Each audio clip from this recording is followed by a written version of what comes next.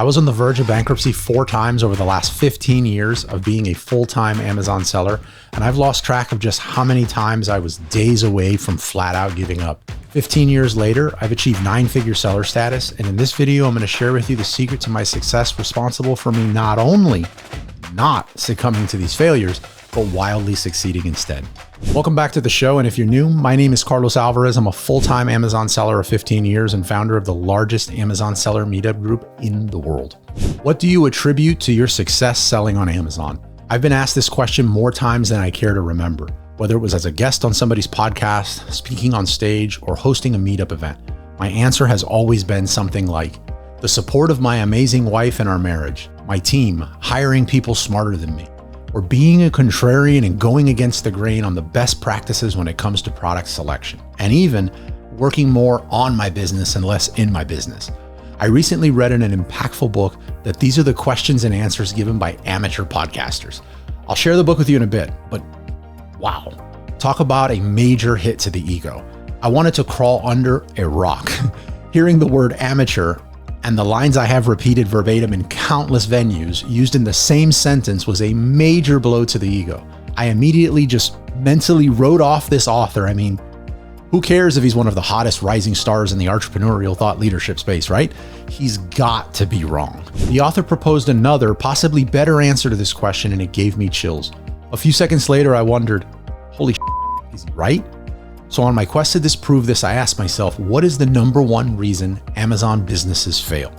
The book I'm referring to is Your Next 5 Moves by Patrick Bet-David. While the book is not intended in any way to be a book about how to succeed selling on Amazon, it actually is. Patrick proposes in the book that the way we solve problems is the number one reason why we are successful or not. Here are the top 3 reasons that I almost went out of business as an Amazon seller and just lost it all. And let's see if Patrick's right. Cash flow. This is the beast that never goes away. You have X amount of capital, and as your business grows, so does your need for capital. And then the capital required quickly surpasses what you have access to. My first encounter with the beast known as cash flow was sitting across the table from my ex-girlfriend's uncle. And after examining my business thoroughly, he explained to me how I was excellent at moving money, but not very good at making money. We had placed an order from China of over $100,000 and went all in. All in here means we put all of our money into the order. The lead time was 120 days on this order, and there was no way we could afford to operate for more than 60 days. I was in a total freaking panic.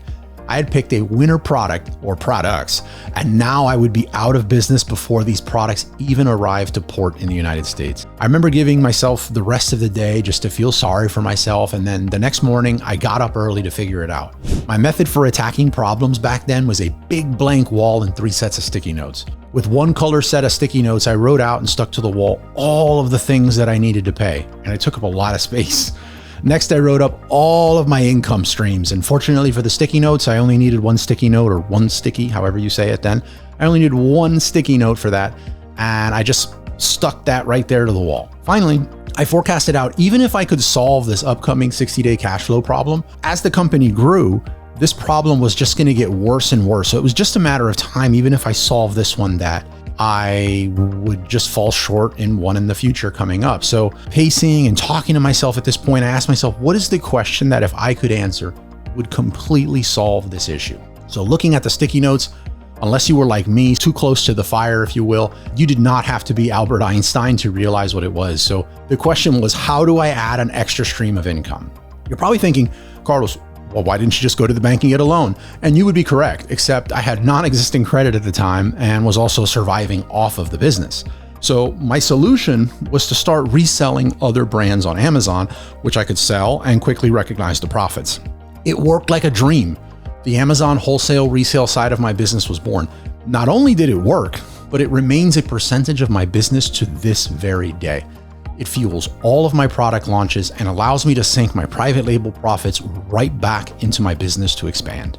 Number 2 on my list of reasons why I've almost had catastrophic failures in my business is picking bad products. I have never launched an unsuccessful private label product. A private label, in case you don't know, is where you start your own branded product from scratch, launch it, scale it, take photo, take video, get UPC codes, everything you can possibly imagine. You create it all from scratch. This is the riskiest of all the Amazon selling models, and I have never launched a single failure. This is the one area that even my wife would agree I am batting 1,000.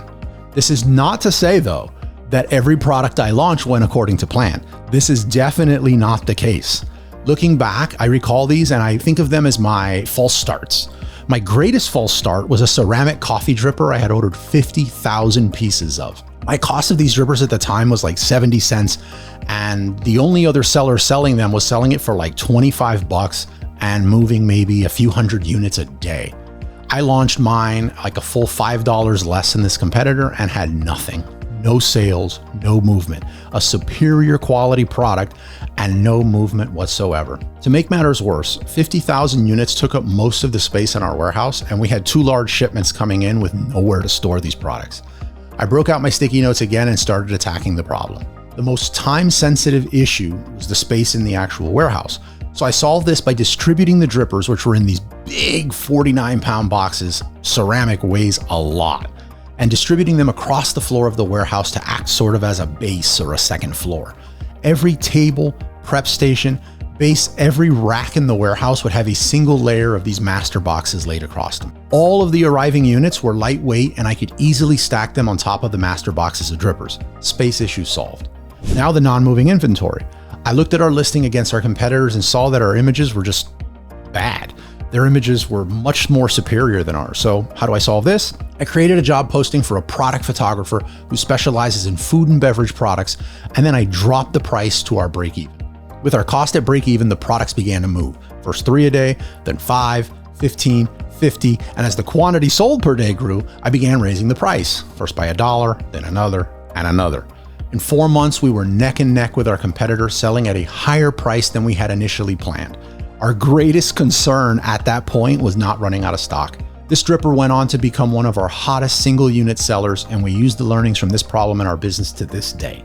If you have any questions about anything I'm sharing here, or even want to share an alternative viewpoint on this topic, please take a second to leave a comment below. I prioritize answering the comments here on YouTube, and I love seeing them come in. The third reason on my list for possible reasons why I've almost went completely out of business and a catastrophic failure is I've had over 16 business partners in the last 15 years. With the exception of 2, none of us are even on talking terms, and I suspect if we saw each other across the room, we would mutually avoid each other. It didn't begin this way though. We were the best of friends. I'm blessed, or perhaps cursed, depending on how you look at it, with ideas. Every single time I had an idea over the years, I would bring it back to my business partners on a silver platter with this offer of 50% ownership, regardless of the fact that they possess none of the skills required to make the business a reality. We split profits equally, even though I'm the one that worked 80 hours a week, and they worked whenever they had some hours to spare after they finished putting in their 40 hours a week at their day job. I started working the business before the sun came up and didn't stop until it went down. If I wanted it done, I felt like I had to do it. No exit strategy or growth plan in sight, and there was zero accountability. It all came crashing to a halt for me one Christmas when I was at the office working at some customer service related tasks, and my business partners posted their status updates on social media at their respective family parties. Nicole, who would later become my wife, explaining why these business partners were at their family parties but I wasn't at ours, was a hard one. I had no sticky notes with me at the office, so I used some blank paper and I wrote out the problems that existed. There was no accountability amongst business partners, no complementary skills across business partners. There was no organizational chart in the business, and there was no mechanisms to resolve issues.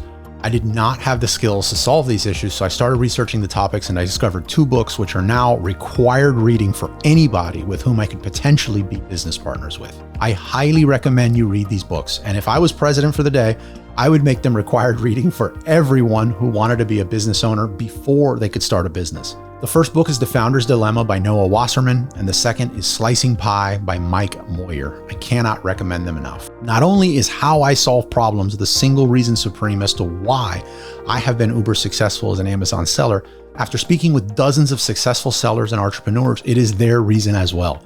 My framework for solving problems in my business is to first allow myself a few hours, or depending on the complexity of the problem, a full day, to get past the emotionally charged feelings I have surrounding the issue. Next, I break down the bigger problem into smaller ones that require only one action to solve. This is probably the hardest step of this process, and I find myself breaking it down and then realizing I haven't broke it down enough if it requires more than one action to solve the problem. Finally, I bring the new plan to my team and then we execute on the plan. Check out the rest of the videos on this channel and make sure to subscribe.